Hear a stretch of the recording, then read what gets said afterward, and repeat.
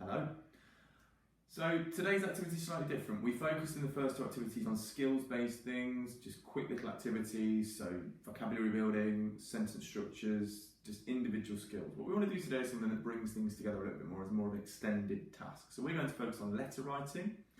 What we felt was it'd be a really nice idea. There's lots of people isolated, quite lonely at the moment, so we thought it'd be a really nice idea to write them letters and just to use that to look at how to write a letter properly.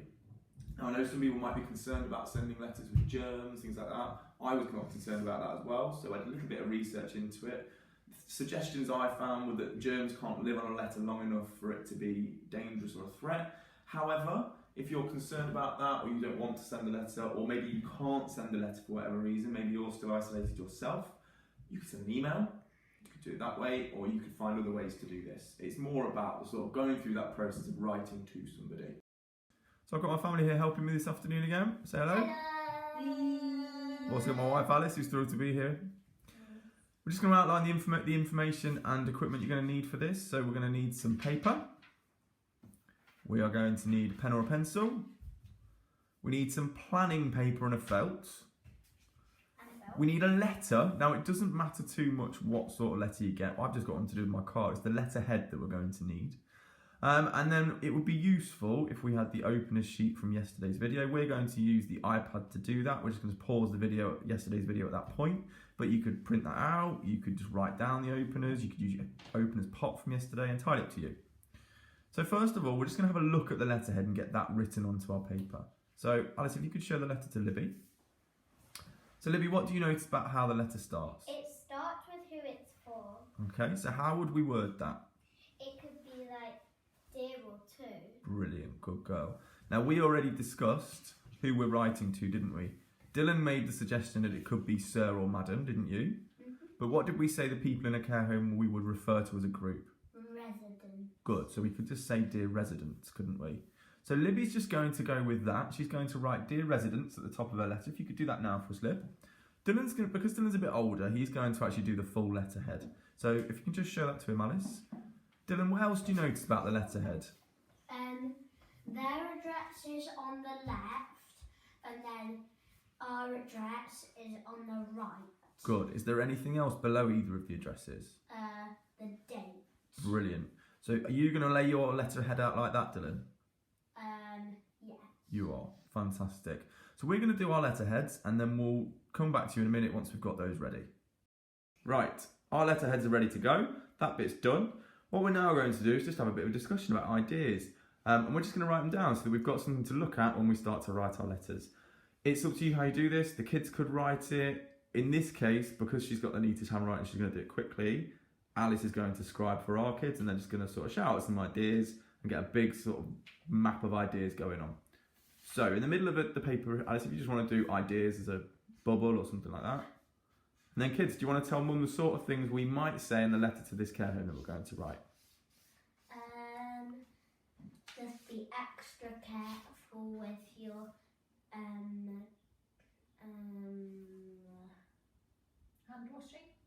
washing at the minute. Okay, so you might give them some messages. Good advice. Anything else you might say to them? We are homeschooling at the minute. Yeah, you might tell them about what you've been doing and what you've been up to. That's a really nice idea, isn't it? Mm-hmm. Anything else? We have been thinking about you. Oh, that's nice, isn't it? Yeah, tell them we've been thinking of them. We're going to carry on doing this, and then we're going to come back once we've got our ideas completed.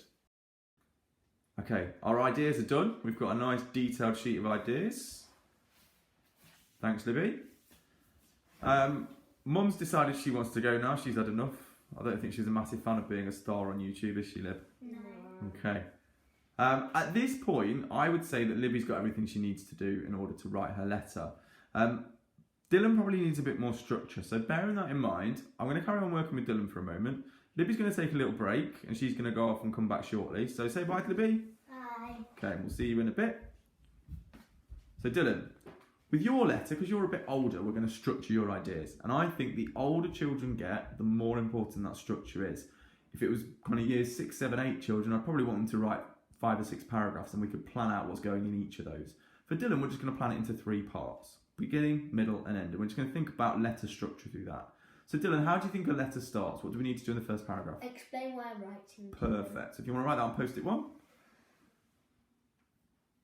Now, if he wasn't sure at that point, I might show him my other letter. We could read through that, see the example, so that he gets a really clear idea of this is how a letter starts. And we're starting to get that structure.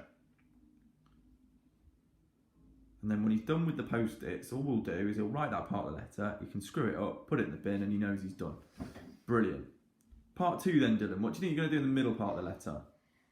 Give them some messages. Brilliant. Tell them what we want them to know, aren't we? So give them messages.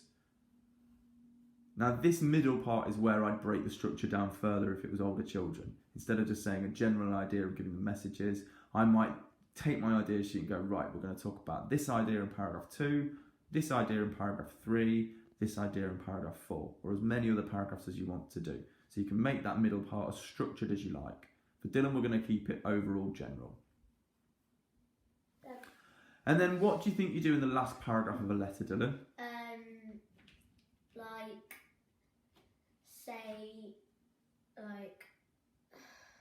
What do you do to anyone when you're leaving? Say bye to them. Yeah. Give them nice things. Perfect. Say nice things about them. Perfect. So say goodbye.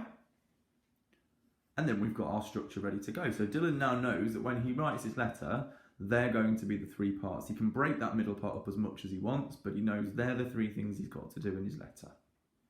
Okay. So Dylan's just going to finish that off, and then we're going to get Libby back, and we'll start letter writing. We're almost ready to start writing. The last thing we need to do is just think about how this letter's going to sound. What we need to think about, parents, is purpose, audience, and tone. Now, we're not going to talk about it in that way. We're just going to think about why we're writing, who we're writing to, and how the letter needs to sound. So let's start with why we're writing. What's the point of the letter? To make them feel happy that they're getting visitors. Okay, brilliant. So Libby? To make them feel respectful. Okay, and we want to sound respectful, don't we? Now you've already started to think about how we're going to sound. You're jumping ahead, brilliant. Who's our audience, Libby? Who are we writing to?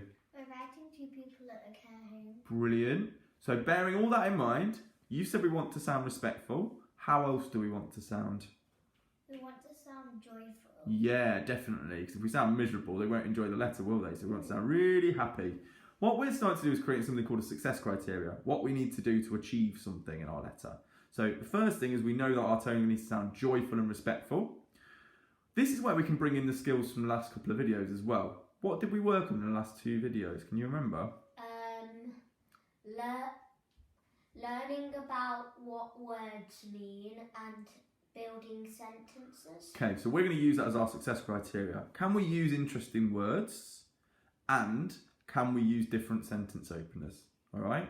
I don't think we need any more than that on our success criteria. I think 3 things is absolutely fine. You can make your success criteria as detailed as you want. You're tired there, Dill. But we're just going to stick to 3 things. Okay. So we've got our tone, which is joyful and respectful. We're going to make sure that we use lots of interesting words, and we're going to use different sentence openers. And to get those sentence openers, we're going to use the YouTube video from yesterday. We're going to pause the screen on that and have that to us. So we're going to get on with writing, and then we'll come back to you once our letters are done. At this stage, I thought it might be useful to see what my kids came up with. So we had our clear success criteria. Our first focus was our tone. We were trying to sound joyful, but also, as Libby said, respectful. I think we achieved that. If you see her letter, she tried to include a joke, so that lifted the mood of the letter a little bit. We also focused on our really ambitious word choices, so we talked about those as we went through. Dylan even managed to get the word spacious into his letter, amazingly enough, which had been our focus word. We just discussed the sort of things they might want to say and how they might do it. And then lastly, our sentence openers, so you can see a range of those throughout both letters. It also gives us a chance to talk about sincerely and faithfully and the difference between them, which we managed to successfully do. And that's our letters done. Did you enjoy that, kids? Yeah.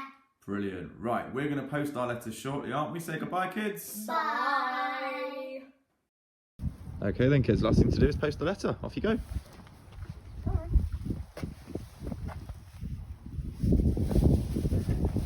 Brilliant. Say bye. Bye.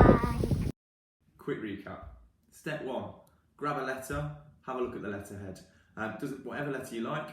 For younger ones, you're just looking at those simple details, dear to whoever. For the older ones, you look at the addresses, the date. As soon as you've looked at it, you've got that clear, write it onto your letter so that it's fresh. Step 2, once we've done that, we've sorted our letterhead, ideas. Up to you how you format that, up to you whether you write it, but just get your ideas on a sheet. For the older ones, they might actually want to plan their structure. So paragraphs on post-its like Dylan did it, as a little bullet point thing, whatever you like. Step 3, purpose, audience, tone. You don't need to word it like that, you need to discuss with the kids, right, how do we want our letter to sound? Who's it for? How's that going to change the way that we speak? Once you've done that, you also need to start to think about your success criteria. So you need to think about what do we want to achieve. Keep it simple, 2 or 3 things. So we had our tone as well as language, and we talked about our sentence openers, which we'd worked on in previous videos. And the last step then is just to write your letter. That should take a bit of time. It's a process that should be kind of thought over. You might want to make changes to that letter. Don't be frustrated if kids want to start again, if they're not happy with what they've written. I would allow that. That allows them to go through that process of writing. If they want to rub things out, adapt things, I think that's perfectly sensible. Okay? And that's it. Thank you very much.